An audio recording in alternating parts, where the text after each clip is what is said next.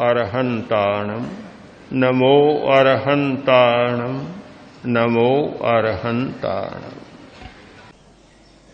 सामाजिक चेतना और नैतिक चेतना ये दोनों तब तक नहीं जाग पाती जब तक कि आध्यात्मिक चेतना नहीं जाग जाती।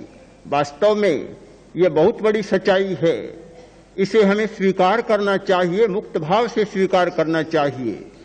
जिन लोगों ने केवल सामाजिक चेतना को जगाने का प्रयत्न किया, राजनीतिक प्रणाली के द्वारा, समाजवाद या साम्यवादी प्रणाली के द्वारा बहुत बल दिया कि सामाजिक चेतना जागे, वैयक्तिक चेतना समाप्त हो, किंतु परिणाम यह आया कि इतने नियंत्रणों, इतने दंड विधानों और कानूनों के उपरांत भी वैयक्तिक चेतना ठीक काम कर रही है और स्वार्थ उतना ही घना हो रहा है।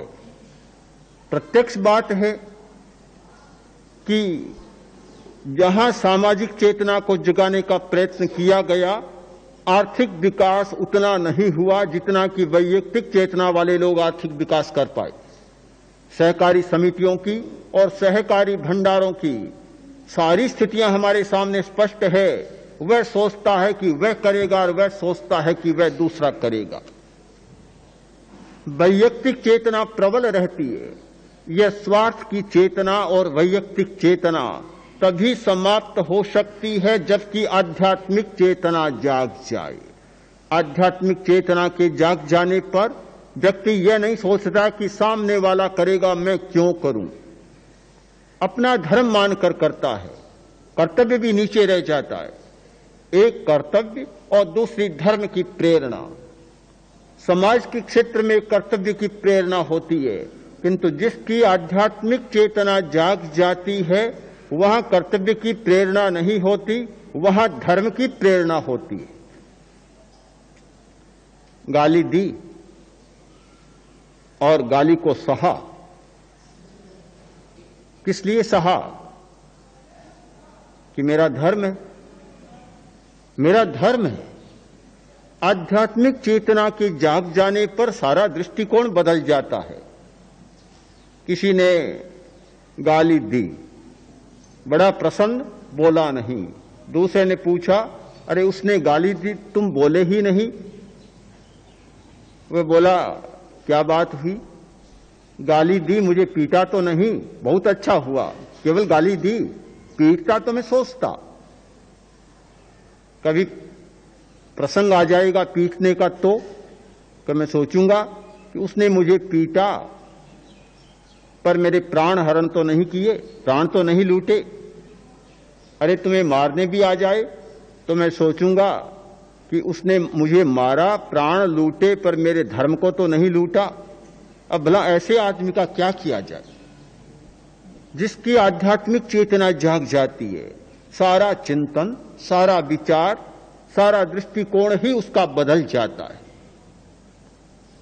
नैतिक चेतना की बात समाज के क्षेत्र में बहुत जरूरी होता है, व्यवहार के क्षेत्र में बहुत जरूरी होता है नैतिक चेतना का विकास, किंतु आध्यात्मिक चेतना के जागे बिना नैतिक चेतना भी नहीं जागती। वह प्रवंचनाएं शुरू होती है। आध्यात्मिक चेतना तो जागी नहीं। प्रामाणिक रहना है, निश्चल व्यवहार करना है, करेगा, स्वीकारेगा, परिस्थितियों के दबाव से, प्रवचनों के प्रभाव से, उपदेशों से कभी कभी थोड़ा मन झंकृत होता है और स्वीकार करने की बात सोचता है, किंतु बात टिक नहीं पाती, नहीं टिकती। फिर प्रवंचनाएं शुरू हो जाती है, गलियां निकालना शुरू कर देता है। कहीं कोई गया था मृत कार्य करने के लिए, तो वहां कुछ पंडों का आग्रह रहा कि तुम आलू खाना छोड़ दिया। मन तो था नहीं, आध्यात्मिक चेतना तो जागी नहीं थी, दबाव था, आवेश था, छोड़ दिया। घर पर आया, अब सब लोग तो आलू का साग खाते हैं, वह नहीं खाता, मन बहुत ललचाता। पर करे क्या? छोड़ दिया। अब खाए तो लोगों के सामने कैसे खाए? अब मन भी ललचाता, खाता भी नहीं। तो 5-7 साथ में बैठे और आलू का साग परोसना शुरू किया। जो कड़छी थी उधर डालना था, इधर पड़ गया, गिर गया और उठाया और खा लिया। दूसरे ने कहा, रे तुमने तो छोड़ा था, छोड़कर आए हो, कैसे खा रहे हो? तो आलू कहाँ है? ये तो गुड़कन है, लुढ़क कर आया है। ये तो लुढ़कन है, आलू कहाँ है? गलियां निकलनी शुरू हो जाती है, प्रवंचनाएं छलनाएं शुरू हो जाती है। जब आध्यात्मिक चेतना जाग जाए, न सामाजिक चेतना की कठिनाई रहती, न नैतिक चेतना के जागरण की कठिनाई रहती, सारी चेतनाएं जाग जाती है। तब पहला सूत्र बनता है, मैं अकेला हूं। आध्यात्मिक चेतना का शुद्ध अनुभव है अपना अकेलेपन का अनुभव करना। मैं अकेला हूं। व्यवहार की भाषा में यह नहीं हो सकता कि मैं अकेला हूं। मेरी मां, मेरा पिता, मेरे भाई, मेरे सगे संबंधी, परिवार, पड़ोसी, गांव, जाति, धन, पशु, न जाने कितना संबंध व्यापक बन गया, कहां कहां से जुड़ा हुआ है।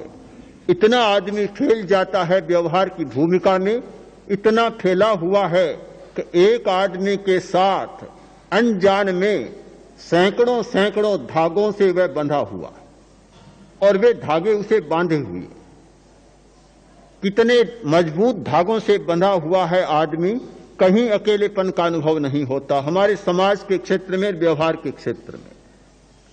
किंतु आध्यात्मिक चेतना जागती है, सारे बंधन टूट जाते,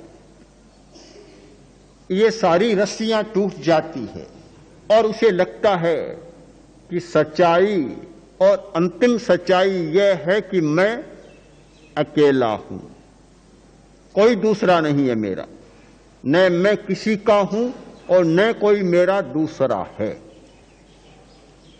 बात बड़ी अटपटी लगती कि समाज के क्षेत्र में जीने वाले लोगों के सामने ऐसी बात कही जाए कि मैं किसी का नहीं हूं और कोई मेरा नहीं है। बात समझ में नहीं आती। अगर इस बात को कोई स्वीकार कर ले और घर पर जाए कि मैं अकेला हूं, मैं अकेला हूं, तो फिर घर में क्या होगा? न कोई रोटी परोसने वाली मिलेगी, न कोई पानी पिलाने वाला मिलेगा, न कोई सेवा चाकरी करने वाला मिलेगा, न लेने वाला मिलेगा, न देने वाला मिलेगा। बड़ी परेशानी हो जाती है, बहुत बड़ी परेशानी। तो हम क्या करें? आध्यात्मिक चेतना को जगाएं, जगाएं तो बड़ी कठिनाई, और न जगाएं तो भी समस्या है।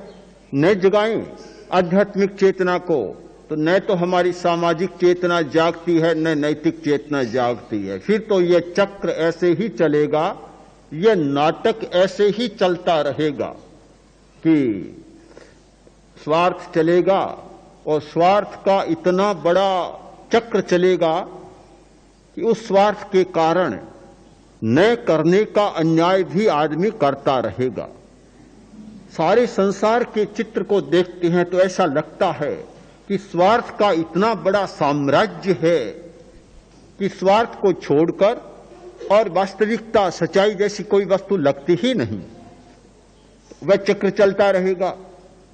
आध्यात्मिक चेतना को न जगाएं तो यह अनैतिकता का चक्र भी ऐसे ही चलता रहेगा। एक दूसरे को धोखा देना, ठगना, प्रवंचना करना, तिरस्कृत करना, गला काटना, शताना, क्रूर व्यवहार करना, उद्दंडतापूर्ण व्यवहार करना, ये सारा का सारा चलता रहेगा। नहीं जगाते हैं आध्यात्मिक चेतना को तो ये दोनों समस्याएं सताती, ये कठिनाइयां सताती है।